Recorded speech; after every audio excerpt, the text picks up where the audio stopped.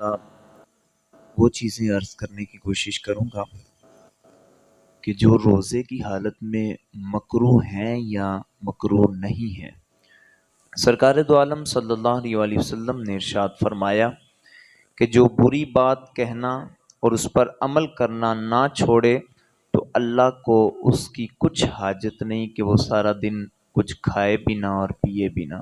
اور روزہ ڈال ہے، سپر ہے، جب تک اس کو پھاڑ نہ دیا جائے۔ یا رسول اللہ کس چیز سے پھٹتا ہے روزہ؟ فرمایا کہ جھوٹ اور غیبت سے۔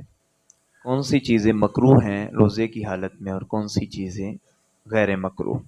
جھوٹ، چغلی، غیبت، گالی دینا، بیہودہ بات کرنا، کسی کو تکلیف دینا، یہ چیزیں ویسے بھی ناجائز اور حرام ہیں، روزے کی حالت میں سخت حرام، اور ساتھ میں ان سے روزے کی نورانیت بھی جاتی رہتی ہے، روزہ مکروہ ہو جاتا ہے۔ روزہ دار کو بلا عذر کسی چیز کو چکھنا یا چبانا مکروہ ہے۔ کوئی چیز منہ میں ڈال کے چباتے رہنا یا چکھنا، ہاں چکھنے کے لیے عذر ہیں کہ جن کی وجہ سے روزہ مکروہ نہیں ہوگا۔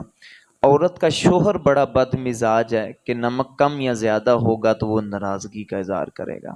اگر عورت کا شوہر ایسا ہو کہ بد مزاج ہے، نمک کم زیادہ ہونے پہ لڑے گا، اس کی ناراضگی کا باعث ہوگا، تو اس وجہ سے چکھنے میں حرج نہیں ہے۔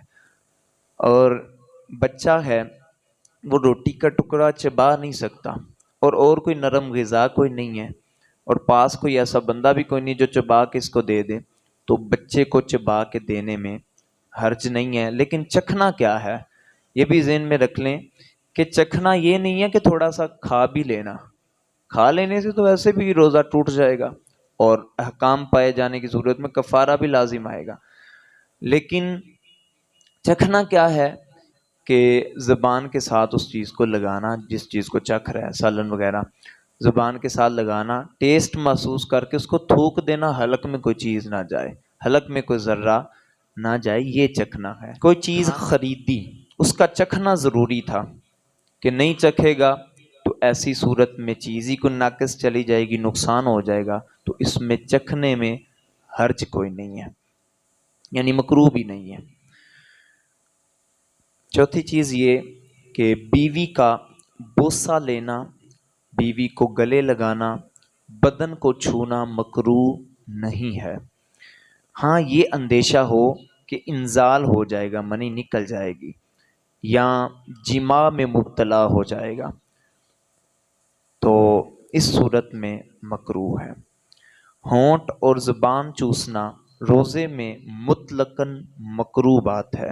گلاب یا مشک وغیرہ سونگھنا، داڑھی مونچھ میں تیل لگانا، سرما لگانا، ان چیزوں سے روزہ نہیں ٹوٹتا، بلکہ یہ روزے میں مکروہ بھی نہیں ہے۔ یہ بھی بڑا مشہور ہے کہ سرما بھی نہیں لانا چاہیے، تیل بھی، یہ سارا کچھ لگا سکتے ہیں، جائز ہے۔ روزے کی حالت میں ہر طرح کا عطر سونگھ بھی سکتے ہیں اور لگا بھی سکتے ہیں۔ اسی طرح روزے کی حالت میں بدن پر تیل کی مالش بھی کر سکتے ہیں، اس میں بھی داڑھی پر بھی تیل لگا سکتے ہیں، کوئی حرج نہیں ہے۔ روزے میں مسواک کرنا مکروہ نہیں ہے، بلکہ جیسے اور دنوں میں سنت مبارکہ ہے ویسے ہی روزے میں بھی یہ سنت مبارکہ ہے۔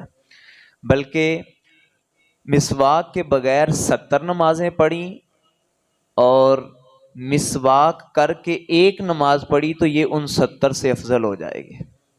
اسی طرح امامہ شریف کا بھی مسئلہ یہی ہے۔ مسواک شریف خشک ہو یا تر، اگرچہ پانی میں تر کی ہو، زوال سے پہلے کریں یا بعد میں، کسی وقت بھی مکروہ نہیں ہے۔ اکثر لوگوں میں مشہور ہے کہ دوپہر کے بعد روزہ کے لیے مسواک کرنا، روزہ دار کے لیے مسواک کرنا مکروہ ہے۔ یہ ہمارے نزدیک کوئی مسئلہ نہیں ہے۔ احناف کے نزدیک مسواک روزے کی حالت میں کسی بھی ٹائم کی جا سکتی ہے۔